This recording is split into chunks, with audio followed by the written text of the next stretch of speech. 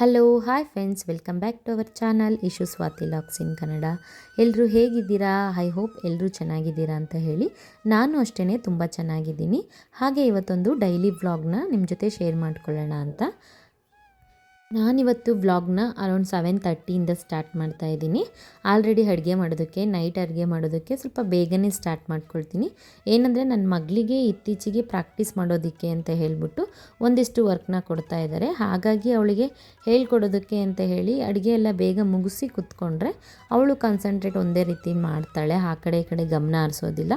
ನೀಟಾಗಿ ಕೂತ್ಕೊಂಡು ಪ್ರಾಕ್ಟೀಸ್ ಮಾಡಿಸ್ಬೋದು ಅಂತ ಹೇಳಿ ಅಡುಗೆನ ಫಸ್ಟು ಮುಗಿಸ್ಕೊಂಡು ಏನಾದರೂ ಚಿಕ್ಕ ಪುಟ್ಟ ಕೆಲಸಗಳಿದ್ದರೆ ಕಂಪ್ಲೀಟ್ ಮಾಡಿಕೊಂಡು ಅವಳ ಜೊತೆಗೆ ಅವಳನ್ನ ಹೋಮ್ವರ್ಕ್ ಅಂದರೆ ಪ್ರಾಕ್ಟೀಸ್ ಕೊಟ್ಟಿರ್ತಾರಲ್ಲ ಅದನ್ನು ಮಾಡಿಸೋದಕ್ಕೆ ಅಂತ ಕೂತ್ಕೊಳ್ತೀನಿ. ಇನ್ನು ಅವಳಿಗೆ ಹೋಮ್ವರ್ಕ್ ಯಾವುದೇ ರೀತಿ ಕೊಡ್ತಾ ಇಲ್ಲ, ಇನ್ನೂ ಜಸ್ಟ್ ಮನೇಲಿ ಪ್ರಾಕ್ಟೀಸ್ ಮಾಡಿ ಅಂತ ಹೇಳ್ತಾ ಇದ್ದಾರೆ.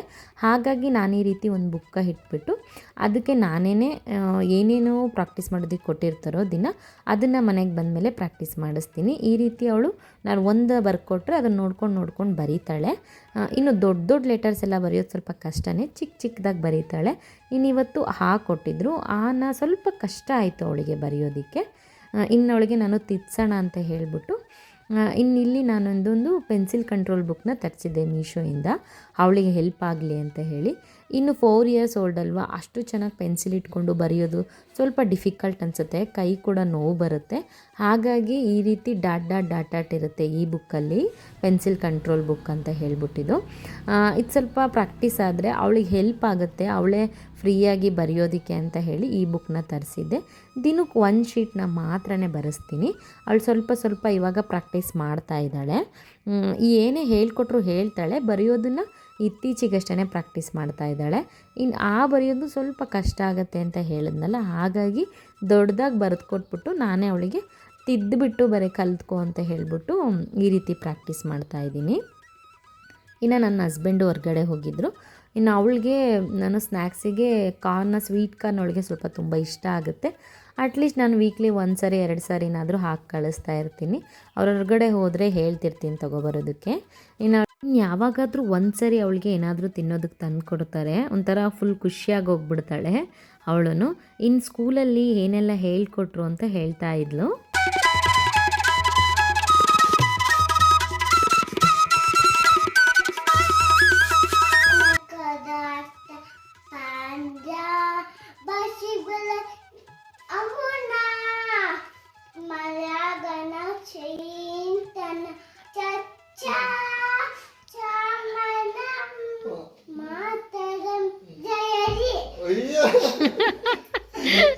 ಅವಳು ಸ್ಕೂಲಿಗೆ ಸೇರಿಸಿದ್ಮೇಲೆ ಪ್ರೇಯರ್ನ ತುಂಬ ಚೆನ್ನಾಗಿ ಪ್ರಾಕ್ಟೀಸ್ ಮಾಡ್ತಾಳೆ. ಪ್ರತಿದಿನ ಮಾರ್ನಿಂಗ್ ಹೇಳೋದ್ರಿಂದ ಅವಳಿಗೆ ಚೆನ್ನಾಗಿ ಪ್ರಾಕ್ಟೀಸ್ ಆಗಿಬಿಟ್ಟಿದೆ. ಅವಳಿಗೆ ಬಂದಂಗೆ ಹೇಳ್ತಾ ಇರ್ತಾಳೆ, ಯಾವಾಗಲೂ ನನ್ನ ಮುಂದೆ ಹೇಳ್ತಾ ಇರ್ತಾಳೆ. ಇವತ್ತು ಅವ್ರ ಪಪ್ಪನ ಮುಂದೆ ಹೇಳ್ತಿದ್ರು, ಅವ್ರು ತುಂಬ ಖುಷಿಪಟ್ಟರು, ಎಷ್ಟು ಚೆನ್ನಾಗಿ ಪ್ರಾಕ್ಟೀಸ್ ಮಾಡಿದ್ದಾಳೆ, ಅಟ್ಲೀಸ್ಟ್ ಅವಳು ಟ್ರೈ ಮಾಡ್ತಾಳಲ್ಲ ಹೇಳೋದಕ್ಕೆ ಅಂತ ಹೇಳ್ಬಿಟ್ಟು. ಅದೊಂಥರ ಖುಷಿ ಅನಿಸುತ್ತೆ ಮಕ್ಕಳು ಬಾಯಲ್ಲಿ ಆ ರೀತಿ ಕೇಳೋದು. ಇನ್ನು ಅವಳಿಗೆ ವೆಯ್ಟ್ನ ಆಗಾಗ ಚೆಕ್ ಮಾಡ್ತಾ ಇರ್ತೀವಿ. ಚೆನ್ನಾಗಿ ಊಟ ಎಲ್ಲ ತಿಂತಾಳೆ, ಬಟ್ ಮಕ್ಕಳು ಹಾಡೋದು ಇರೋದ್ರಿಂದ ಸ್ವಲ್ಪ ಬೇಗ ವೆಯ್ಟ್ ಆಗೋದಿಲ್ಲ. ಇನ್ನು ಮತ್ತೆ ನಾನು ಮಾರ್ನಿಂಗಿಂದ ವ್ಲಾಗ್ನ ಕಂಟಿನ್ಯೂ ಮಾಡ್ತಾ ಇದ್ದೀನಿ. ಮಾರ್ನಿಂಗ್ ಬ್ರೇಕ್ಫಾಸ್ಟ್ಗೆ ಪಲಾವ್ ರೆಡಿ ಮಾಡ್ಕೊಳ್ತಾ ಇದ್ದೀನಿ. ಹಸಿಮೆಣ್ಸಿನ್ಕಾಯಿ, ಶುಂಠಿ, ಬೆಳ್ಳುಳ್ಳಿ, ಕೊತ್ತಂಬರಿ ಸೊಪ್ಪು ಹಾಕಿ ಪೇಸ್ಟ್ ಮಾಡಿ ಇಟ್ಕೊಳ್ತೀನಿ. ಚಕ್ಕೆ ಲವಂಗ ಯಾವುದೇ ರೀತಿ ಇದರೊಳಗಡೆ ಹಾಕಿ ಮಿಕ್ಸಿ ಮಾಡೋದಿಲ್ಲ, ಸಪ್ರೇಟ್ ಹಾಕ್ತೀನಿ. ಜಾಸ್ತಿ ಮಸಾಲೆ ಹಾಕೋದಿಲ್ಲ, ಯೂಸ್ ಮಾಡೋದಿಲ್ಲ ನಾನು. ಹಾಗಾಗಿ ಇನ್ನು ಒಂದು ಈರುಳ್ಳಿ, 2 ಟೊಮೊಟೊನು ಕಟ್ ಮಾಡಿ ರೆಡಿ ಇಟ್ಕೊಳ್ತೀನಿ. ಇನ್ನು ಹಸಿಮೆಣ್ಸಿನ್ಕಾಯಿ ರುಬ್ಬೋದಕ್ಕೆ ಹಾಕಿರ್ತೀನಿ, ಹಾಗಾಗಿ 1-2 ಮಾತ್ರನೇ ಒಗ್ಗರಣೆಗೆ ಅಂತ ಹೇಳಿ ಹಾಕ್ಕೊಳ್ತೀನಿ. ಹಾಗೆ ಜೊತೆಗೆ ತರಕಾರಿ ಅಷ್ಟೇ, ಬೀನ್ಸು, ಆಲೂಗೆಡ್ಡೆ, ಕ್ಯಾರೆಟು 3 ವಾಶ್ ಮಾಡಿಕೊಂಡು ನೀಟಾಗಿ ಕಟ್ ಮಾಡಿ ರೆಡಿ ಇಟ್ಕೊಂಡ್ಬಿಡ್ತೀನಿ. ಅಷ್ಟೇ ಇದೆಲ್ಲ ರೆಡಿ ಮಾಡೋಕ್ಕೂ ಮುಂಚೆನೇ ಅಕ್ಕಿ ಎಷ್ಟು ಬೇಕೋ ಅದನ್ನು ನೀರಲ್ಲಿ ಹಾಕಿ ನೆನೆಸಿಟ್ಕೊಂಡ್ಬಿಡ್ತೀನಿ. ಇದೆಲ್ಲ ರೆಡಿ ಆಗೋಷ್ಟೊತ್ತಿಗೆ ಅಟ್ಲೀಸ್ಟ್ ಒಂದು 10 ಮಿನಿಟ್ಸ್ ಆಗುತ್ತೆ. ಅಕ್ಕಿ ಎಲ್ಲ ಚೆನ್ನಾಗಿ ನೆಂದರೆ ರೈಸ್ ತುಂಬ ಚೆನ್ನಾಗಾಗುತ್ತೆ ಪಲಾವು ಅಂತ ಹೇಳಿಬಿಟ್ಟು ಫಸ್ಟೇ ರೆಡಿ ಮಾಡ್ಕೊಂಡು ಇಟ್ಕೊಳ್ತೀನಿ. ಇದೆಲ್ಲನೂ ರೆಡಿ ಮಾಡ್ಕೊಂಡಾದಮೇಲೆ ಒಲೆ ಮೇಲೆ ಒಂದು ಕುಕ್ಕರ್ ಇಟ್ಬಿಟ್ಟು ಅದು ಬಿಸಿ ಆದಮೇಲೆ ಆಯಿಲ್ ಹಾಕ್ಬಿಟ್ಟು ಮಸಾಲೆಗೆ ಅಂದರೆ ಲವಂಗ, ಹಾಗೆಯೇ ಚಕ್ಕೆ, ಹಾಗೆ ಪಲಾವ್ ಎಲೆ, ಈ 3 ಮಾತ್ರ ಯೂಸ್ ಮಾಡೋದು. ನಾನು ಮಸಾಲೆ ಅಷ್ಟೊಂದು ಪ್ರಿಫೇರ್ ಮಾಡೋದಿಲ್ಲ, ಹಾಗಾಗಿ ಇಷ್ಟನ್ನು ಮಾತ್ರನೇ ಹಾಕ್ತೀನಿ. ಇನ್ನು ಹಸಿಮೆಣ್ಸಿನ್ಕಾಯಿ, ಬಟಾಣಿ, ಆನಿಯನ್ನು ಎಲ್ಲನೂ ಹಾಕಿ ಚೆನ್ನಾಗಿ ಫ್ರೈ ಮಾಡಿಬಿಟ್ಟು ಆಮೇಲೆ ನಾವು ಮಿಕ್ಸಿ ಮಾಡಿ ಇಟ್ಕೊಂಡಿರೋ ಅಂಥದ್ದನ್ನು ಹಾಕಿ ಇದೆಲ್ಲನೂ ಸ್ವಲ್ಪ ಹಸಿ ವಾಸನೆ ಎಲ್ಲನೂ ಹೋಗಬೇಕು. ಅದಾದಮೇಲೆ ಟೊಮೊಟೊ ಕಟ್ ಮಾಡಿ ಇಟ್ಕೊಂಡಿದ್ವಲ್ಲ ಅದನ್ನು ಹಾಕ್ಕೊಂಡು ಇನ್ನು ಅದ್ರ ಜೊತೆಗೇ ತರಕಾರಿಗಳನ್ನೂ ಹಾಕ್ಕೊಂಬಿಡ್ತೀನಿ. ಈ ತರಕಾರಿ ಎಲ್ಲ ಸ್ವಲ್ಪ ಎಣ್ಣೆಲಿ ಚೆನ್ನಾಗಿ ಬೆಂದರೆ ಚೆನ್ನಾಗಿರುತ್ತೆ, ಚೆನ್ನಾಗಾಗುತ್ತೆ ಅಂತ ಹೇಳ್ಬಿಟ್ಟು ಫಸ್ಟ್ ಈ ಥರ ಮಾಡ್ಕೊಳ್ತೀನಿ. ಇನ್ನು ಅದಕ್ಕೆ ಸ್ವಲ್ಪ ಅರಿಶಿನ ಪುಡಿ ಹಾಗೆ ಚಿಕನ್ ಮಸಾಲ ಪೌಡ್ರು ಬೇಕು ಅಂದರೆ ಹಾಕ್ಕೋಬೋದು. ಇದು ಫ್ಲೇವರ್ಗೆ ನಾನು ಇಷ್ಟಪಡ್ತೀನಿ, ಯಾವಾಗೂ ಹಾಕ್ಕೊಳ್ತೀನಿ ಸ್ವಲ್ಪ. ಆದರೆ ನಾನು ಮಸಾಲೆ ಎಲ್ಲ ತುಂಬ ಕಡಿಮೆ ಹಾಕ್ತೀನಲ್ಲ, ಹಾಗಾಗಿ ಇದನ್ನು ಸ್ವಲ್ಪ ಹಾಕ್ಕೊಳ್ತೀನಿ. ಇನ್ನು ಅಕ್ಕಿ ನೆನೆಸಿಟ್ಕೊಂಡಿರೋ ನೀರು ಅಕ್ಕಿ ಎಲ್ಲನೂ ಮಿಕ್ಸ್ ಮಾಡಿ ಹಾಕ್ಕೊಂಬಿಟ್ಟು ಅದಕ್ಕೆ ಬೇಕು ಅಂತ ಅಂದರೆ ಎಕ್ಸ್ಟ್ರಾ ನೀರನ್ನ ಹಾಕ್ಕೊಳ್ತೀನಿ. ಆದಷ್ಟು ಅಕ್ಕಿ ನೆನೆಸುವಾಗಲೇ ನೀರನ್ನ ಹಾಕ್ಬಿಡ್ತೀನಿ, ಜಾಸ್ತಿ ನೀರನ್ನೇ ಹಾಕಿ ನೆನೆಸಿಟ್ಟಿರ್ತೀನಿ. ಇನ್ನು ಬೇಕು ಅಂತಂದರೆ ಮೇಲೆ ಹಾಕ್ಕೊಂಡು ಆಮೇಲೆ ಉಪ್ಪು ಹಾಕ್ಕೊಂಡು ಜೊತೆಗೆ ಸ್ವಲ್ಪ ತುಪ್ಪ ಹಾಕ್ಕೊಂಡು ನೀಟಾಗಿ ಮಿಕ್ಸ್ ಮಾಡ್ತೀನಿ. ಅಂದರೆ ಒಂದು ಕುದಿ ಬರೋ ತನಕಲೂ ಲಿಡ್ನ ಕ್ಲೋಸ್ ಮಾಡೋದಿಲ್ಲ. ಅದೇ ರೀತಿ ಸಡನ್ನಾಗಿ ಲಿಡ್ನ ಕ್ಲೋಸ್ ಮಾಡಿದ್ರೆ ಅನ್ನ ಎಲ್ಲ ಕೆಳಗಡೆ ತರಕಾರಿ ಎಲ್ಲ ಮೇಲ್ಗಡೆ ಉಳ್ಕೊಳ್ಳುತ್ತೆ. ಹಾಗಾಗಿ ಒಂದು ಕುದಿ ಬಂದ ಮೇಲೇ ಲಿಡ್ನ ಕ್ಲೋಸ್ ಮಾಡಿ ಆಗ ಒಂದು ವಿಷಲ್ ಹೊಡ್ಸಿದ್ರೆ ಸಾಕಾಗಿರುತ್ತೆ. ಆಲ್ಮೋಸ್ಟ್ ಇಲ್ಲಿನೇ ಕುದಿಯುವಾಗಲೇ ಒಂದು ಕುದಿ ಕುದ್ದಾಗಲೇ ಆಲ್ಮೋಸ್ಟ್ ಬೆಂದಿರುತ್ತೆ ತರಕಾರಿ ಎಲ್ಲ. ಹಾಗಾಗಿ ಅಷ್ಟೇ, ಒಂದು ವಿಷಲ್ ಆದ ತಕ್ಷಣ ಪಲಾವ್ ರೆಡಿ ಆಗುತ್ತೆ. ನಾನು ಯಾವಾಗಲೂ ಇದೇ ರೀತಿಯೇ ಮಾಡೋವಂಥದ್ದು.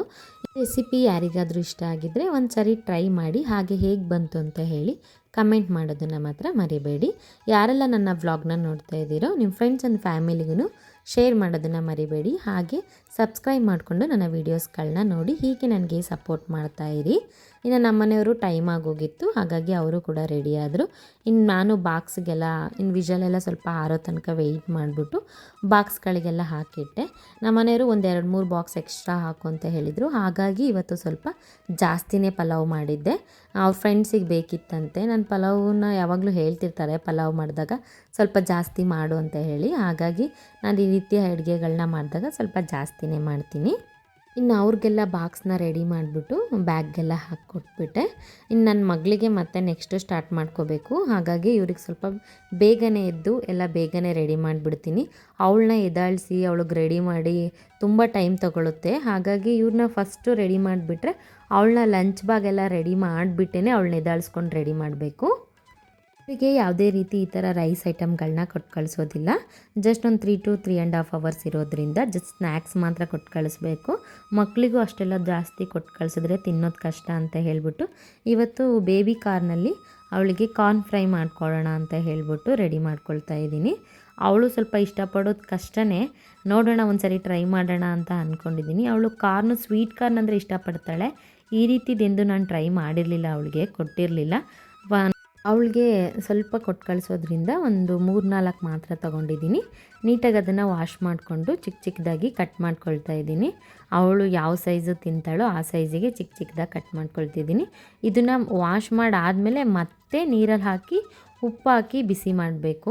ಅದನ್ನು ಬಿಸಿ ಮಾಡೋದಕ್ಕೆ ಇಟ್ಬಿಟ್ಟು ಇಲ್ಲಿ ನಾನು ಕೋಟಿಂಗ್ ರೆಡಿ ಮಾಡ್ಕೊಳ್ತಾ ಇದ್ದೀನಿ. ಮೈದಾ ಹಿಟ್ಟು ಹಾಗೆ ಕಾರ್ನ್ ಫ್ಲೋರು, ಆಮೇಲೆ ಸ್ವಲ್ಪ 1 ಸ್ಪೂನಷ್ಟು ಅಕ್ಕಿ ಹಿಟ್ಟು, 3 ಹಾಕಿಬಿಟ್ಟು ಸ್ವಲ್ಪ ಖಾರದ ಪುಡಿ, ಅಂದರೆ ಅವಳಿಗೆ ಖಾರ ಅಷ್ಟೊಂದು ತಿನ್ನೋದಿಲ್ಲ, ಲಿಮಿಟಾಗಿರಬೇಕು. ಹಾಗಾಗಿ ಸ್ವಲ್ಪ, ಅದ್ರ ಜೊತೆಗೆ ಒಂದು ಸ್ವಲ್ಪ ಗರಂ ಮಸಾಲ, ಹಾಗೆ ರುಚಿಗೆ ಎಷ್ಟು ಬೇಕೋ ಅಷ್ಟು ಉಪ್ಪು, ಇಷ್ಟನ್ನು ಮಾತ್ರನೇ ಹಾಕ್ಕೊಳ್ತೀನಿ. ಇನ್ನು ಇದೆಲ್ಲನೂ ಒಂದು ಪಾತ್ರೆಯಲ್ಲಿ ಹಾಕಿ ಕುದಿಯೋಕ್ಕಿಟ್ಟಿದ್ದೆ, ಅದು ಅಷ್ಟೇ ಕುದಿಯೋದಕ್ಕಾಯಿತು. ಅಷ್ಟರಲ್ಲಿ ಕೋಟಿಂಗ್ ಕೂಡ ರೆಡಿ ಮಾಡ್ಕೊಂಡಿದ್ದೀನಿ. ಇದನ್ನು ತುಂಬ ತಿಕ್ಕಾಗೂ ಮಾಡ್ಕೋಬಾರ್ದು, ಜಸ್ಟ್ ಅದನ್ನು ಡಿಪ್ ಮಾಡೋ ಅಷ್ಟು ಮಾತ್ರನೇ ಇರಬೇಕು. ಇನ್ನಿದೆಲ್ಲ ಸ್ವಲ್ಪ ಆರಿದ ಮೇಲೆ ಅದರೊಳಗಡೆ ಡಿಪ್ ಮಾಡೋದಕ್ಕೆ ಹಾಕ್ಕೊಳ್ತೀನಿ. ಇನ್ನು ಒಂದು ಬಾಣಲಿಯಲ್ಲಿ ಅಂದರೆ ಆಯಿಲೇನು ಜಾಸ್ತಿ ಬೇಕಾಗೋದಿಲ್ಲ, ಎಷ್ಟು ಬೇಕಾಗುತ್ತೋ ಅದು ಡಿಪ್ ಆಗೋಷ್ಟು ಮಾತ್ರನೇ ಆಯಿಲ್ ಹಾಕ್ಕೊಂಡು ಸ್ವಲ್ಪ ಕಾಯಿಸ್ಕೊಂಡ್ಮೇಲೆ ಆಯಿಲು ಸ್ವಲ್ಪ ಕಡಿಮೆ ಹುರಿಲಿನೇ ಇಟ್ಕೋಬೇಕು. ಇನ್ನು ಡಿಪ್ ಮಾಡಿಬಿಟ್ಟು ಹಾಕಿ ಸ್ಪೂನಲ್ಲಿ ತೊಗೊಂಡು ಹಾಕಿ ಆ ಕಡೆ ಈ ಕಡೆ ಎರಡೂ ಕಡೆನೂ ಚೆನ್ನಾಗಿ ಬೇಯಿಸಬೇಕು. ಹಾಗೆ ಬೇಬಿಕಾರ್ನ್ ಆಲ್ರೆಡಿ ಸ್ವಲ್ಪ ಬೆಂದಿರುತ್ತೆ, ನೀರಲ್ಲಿ ಹಾಕಿ ಚೆನ್ನಾಗಿ ಕುದಿಸಿರ್ತೀವಲ್ಲ, ಹಾಗಾಗಿ ಇನ್ನು ಎಕ್ಸ್ಟ್ರಾ ಇದು ಕೋಟಿಂಗ್ ಮಾಡಿದ್ಮೇಲೆ ಜಸ್ಟ್ ಫ್ರೈ ಮಾಡೋದಷ್ಟೇ, ಅಷ್ಟು ತುಂಬ ಟೈಮೇನು ಬೇಕಾಗೋದಿಲ್ಲ. ಆಯಿಲ್ನ ಸ್ವಲ್ಪ ಕಡಿಮೆ ಹುರಿಲಿ ಇಟ್ಕೊಂಡೇ ಬೇಯಿಸಬೇಕು, ಆಗ ಚೆನ್ನಾಗಿ ಕ್ರಿಸ್ಪಿಯಾಗಿ ತುಂಬ ಚೆನ್ನಾಗಿ ಬರುತ್ತೆ, ಮಕ್ಕಳಿಗೂ ತುಂಬ ಇಷ್ಟ ಆಗುತ್ತೆ. ನಾವು ಈ ರೀತಿ ಮಕ್ಕಳಿಗೆ ಹೊಸ ಹೊಸ ಥರ ಟ್ರೈ ಮಾಡಿದ್ರೆ ಅವರು ಸ್ವಲ್ಪ ಖುಷಿ ಪಡ್ತಾರೆ. ಯಾವಾಗಲೂ ಅಂಗಡಿಗಳಲ್ಲಿ ಬೇಕ್ರಿಗಳಲ್ಲೇ ಕೊಡಿಸೋದಕ್ಕಿಂತ ಮನೇಲಿ ನಾವು ಹೊಸ ಥರ ಈ ರೀತಿ ಆಗಾಗ ಸ್ನ್ಯಾಕ್ಸ್ನ ಟ್ರೈ ಮಾಡಿದ್ರೆ ಮಕ್ಕಳಿಗೂ ಇಷ್ಟ ಆಗುತ್ತೆ, ನಮಗೂ ಒಂಥರ ಸ್ಯಾಟಿಸ್ಫ್ಯಾಕ್ಷನ್ ಆಗುತ್ತೆ, ಮಕ್ಕಳಿಗೆ ಕೆಮ್ಮಾಗೋದಿಲ್ಲ ಅಂತೆಲ್ಲ ಹೇಳ್ಬಿಟ್ಟು. ಇನ್ನು ಅವಳಿಗೆ ಎಷ್ಟು ಬೇಕೋ ಅಷ್ಟು ಮಾತ್ರ ಮಾಡಿ ಲಂಚ್ ಬಾಕ್ಸು ಅಷ್ಟೇ ರೆಡಿ ಮಾಡಿ ಇಟ್ಬಿಡ್ತೀನಿ. ಅವಳು ಎದ್ದೇಳೋಷ್ಟರಲ್ಲಿ ಇದೆಲ್ಲ ರೆಡಿಯಾಗಿದ್ದರೆ ನನಗೂ ಸ್ವಲ್ಪ ಈಸಿ ಆಗುತ್ತೆ. ಇನ್ನು ಅವಳ ಜೊತೆಗೆ ಯಾವಾಗಲೂ ಕ್ಯಾರೆಟ್ ಬೇಕೇ ಬೇಕು. ಅವಳಿಗೊಂಥರ ತುಂಬ ಇಷ್ಟ ಆಗುತ್ತೆ ಕ್ಯಾರೆಟ್ ಅಂದರೆ. ಹಾಗಾಗಿ ನಾನು ಕಂಪಲ್ಸರಿ ಕ್ಯಾರೆಟ್ನ ಒಂದು ಹಾಫ್ ಪೀಸ್ನ ಕಟ್ ಮಾಡಿಬಿಟ್ಟು ಇಡ್ತೀನಿ. ಈ ರೆಸಿಪಿ ಯಾರಿಗೆಲ್ಲ ಇಷ್ಟ ಆಯಿತು ಒಂದು ಸಾರಿ ಟ್ರೈ ಮಾಡಿಬಿಟ್ಟು ಹೇಗೆ ಬಂತು ಅಂತ ಹೇಳಿ ಕಮೆಂಟ್ ಮಾಡಿ ತಿಳಿಸೋದನ್ನ ಮಾತ್ರ ಮರಿಬೇಡಿ. ಇನ್ನು ನನ್ನ ಮಗಳನ್ನ ಎದ್ದಾಳಿಸ್ಕೊಂಬಿಟ್ಟು ಬ್ರಷ್ ಮಾಡಿ ಸ್ನಾನ ಬೇರೆ ಮಾಡಿಸ್ಬೇಕಿತ್ತು. ಅವಳು ಸ್ವಲ್ಪ ಮಾರ್ನಿಂಗ್ ಎದ್ದೇಳೋದಕ್ಕೆ ಕಷ್ಟಪಡ್ತಾಳೆ. 8 o'clockಗೆ ಎದ್ದೇಳಿಸೋದು, ನಾನು ಬೇಗ ಏನು ಎದ್ದೇಳಿಸೋದಕ್ಕೆ ಹೋಗೋದಿಲ್ಲ. ಇತ್ತೀಚೆಗೆ ಅವಳೇ ಪ್ರಾಕ್ಟೀಸ್ ಮಾಡಿದ್ದಾಳೆ ಬ್ರಷ್ ಮಾಡ್ಕೊಳ್ಳೋದ. ನಾನೇ ಯಾವಾಗಲೂ ಮಾಡಿಸ್ಕೊಡ್ತಾ ಇದ್ದೆ, ನಾನೇ ಮಾಡ್ತೀನಿ ಅಂತ ಇತ್ತೀಚೆಗೆ ಟ್ರೈ ಮಾಡ್ತಾಳೆ. ಇನ್ನು ಸ್ನಾನ ಎಲ್ಲ ಮಾಡಿಸ್ಕೊಂಡು ಬಟ್ಟೆ ಎಲ್ಲ ರೆಡಿ ಮಾಡಿ ಇಟ್ಬಿಡ್ತೀನಿ. ಹಾಗೆ ಅವಳಿಗೆಲ್ಲ ರೆಡಿ ಮಾಡಿ ಮುಗಿಸ್ಬಿಟ್ಟು ಬ್ರೇಕ್ಫಾಸ್ಟ್ ಕೂಡ ಮಾಡಿಸ್ಬೇಕಾಗಿರುತ್ತೆ. ಮಾರ್ನಿಂಗೆ ಏನಂತಂದರೆ ಸ್ವಲ್ಪ ಟೈಮ್ ತೊಗೊಳ್ತಾರೆ ಮಕ್ಕಳು, ಅಷ್ಟು ಬೇಗ ತಿನ್ನೋದಿಲ್ಲ. ಹಾಗಾಗಿ ಈ ಕೆಲಸಗಳನ್ನೆಲ್ಲ ಸ್ವಲ್ಪ ಬೇಗನೆ ಮುಗಿಸ್ಕೊಳ್ತೀನಿ. ಅಟ್ಲೀಸ್ಟ್ ಅವಳಿಗೆ ಒಂದು 20 ಮಿನಿಟ್ಸ್ ಆದರೂ ತೊಗೊತಾಳೆ ಬ್ರೇಕ್ಫಾಸ್ಟ್ ಮಾಡೋದಕ್ಕೆ. ಮನೆಯೆಲ್ಲ ಓಡಾಡಿಕೊಂಡು ತಿನ್ನೋದು ಅವಳು.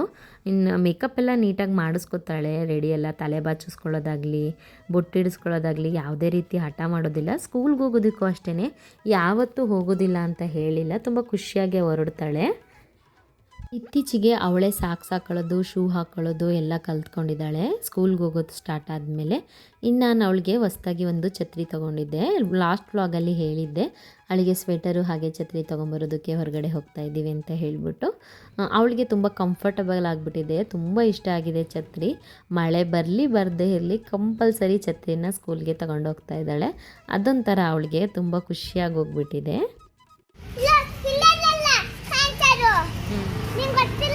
ಗೊತ್ತಿಲ್ಲ.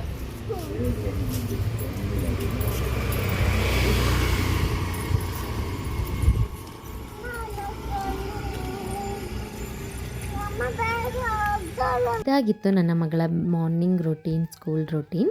ಇನ್ನು ನೆಕ್ಸ್ಟ್ ಡೇ ಡಿಮಾರ್ಟ್ಗೆ ಹೋಗಿದ್ವಿ. ಸ್ವಲ್ಪ ರೇಷನ್ ತರಬೇಕಿತ್ತು, ಬೇಳೆ ಹಿಟ್ಟು ಎಲ್ಲ ಖಾಲಿಯಾಗಿತ್ತು. ಹಾಗಾಗಿ ತೊಗೊಬರೋಣ ಅಂತ ಹೇಳಿಬಿಟ್ಟು ಡಿಮಾರ್ಟ್ಗೆ ಹೋಗಿದ್ವಿ. ಅವಳಿಗೇನಂತಂದರೆ ಶಾಪಿಂಗ್ ಅಂದರೆ ತುಂಬ ಖುಷಿಯಾಗುತ್ತೆ. ಆ ಟ್ರಾಲಿ ಒಳಗಡೆ ಕೂತ್ಕೊಂಡು ಎಲ್ಲನೂ ಇಸ್ಕೊಂಡು ಹಾಕ್ಕೊಳ್ತಾ ಇರ್ತಾಳೆ. ಯೂಶ್ವಲಿ ಯಾವುದನ್ನು ನಾವು ಹಿಡೋಂಗಿರಲ್ಲ, ನಾನೇ ಹಿಡ್ತೀನಿ ಅಂತ ಹೇಳಿ ಹಠ ಮಾಡ್ತಾ ಇರ್ತಾಳೆ. ಇನ್ನು ನಾವು ಊರಿಂದ ತಂದಿದ್ದ ತುಪ್ಪ ಖಾಲಿ ಆಗೋಗಿತ್ತು.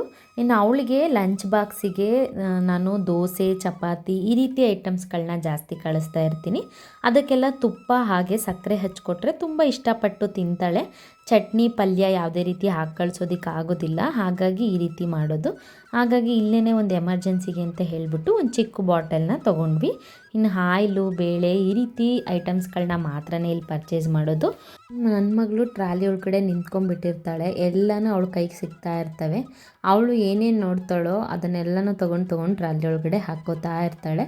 ಅವಳನ್ನ ಯಾಮಾರಿಸಿ ಎತ್ತಿಡ್ತಾ ಇರಬೇಕು. ಏನೇನು ಐಟಮ್ಸ್ ಬೇಕೋ ಡಿಮಾರ್ಟಲ್ಲಿನೇ ಆದಷ್ಟು ಒಂದು 2-3 ಮಂತ್ಸಿಗೆ ಆಗೋಷ್ಟನ್ನು ತೊಗೊಂಡ್ಬಿಡ್ತೀನಿ. ಜಾಸ್ತಿ ಏನು ಸ್ಟಾಕ್ ಇಡೋದಕ್ಕೆ ಹೋಗಲ್ಲ. ಆಲ್ಮೋಸ್ಟ್ ನಾನು ಊರಿಂದ ತರೋದ್ರಿಂದ ಮೇನ್ ಐಟಮ್ಸ್ ಮಾತ್ರ, ಆಯಿಲು, ಬೇಳೆ ಈ ರೀತಿ ಐಟಮ್ಸ್ ಮಾತ್ರನೇ ಪರ್ಚೇಸ್ ಮಾಡೋದು. ಇದಾಗಿತ್ತು ನನ್ನ ಇವತ್ತಿನ ವ್ಲಾಗು. ಇಲ್ಲಿಗೆ ನನ್ನ ವಿಡಿಯೋನ ಮುಗಿಸ್ತಾ ಇದ್ದೀನಿ. ಯಾರಿಗೆಲ್ಲ ನನ್ನ ವಿಡಿಯೋ ಇಷ್ಟ ಆಯಿತು ತಪ್ಪದೇನೆ ಕಮೆಂಟ್ ಮಾಡಿ ತಿಳಿಸಿ. ಹಾಗೆ ನಿಮ್ಮ ಫ್ರೆಂಡ್ಸ್ ಆ್ಯಂಡ್ ಫ್ಯಾಮಿಲಿಗೆ ಶೇರ್ ಮಾಡೋದನ್ನು ಮರಿಬೇಡಿ.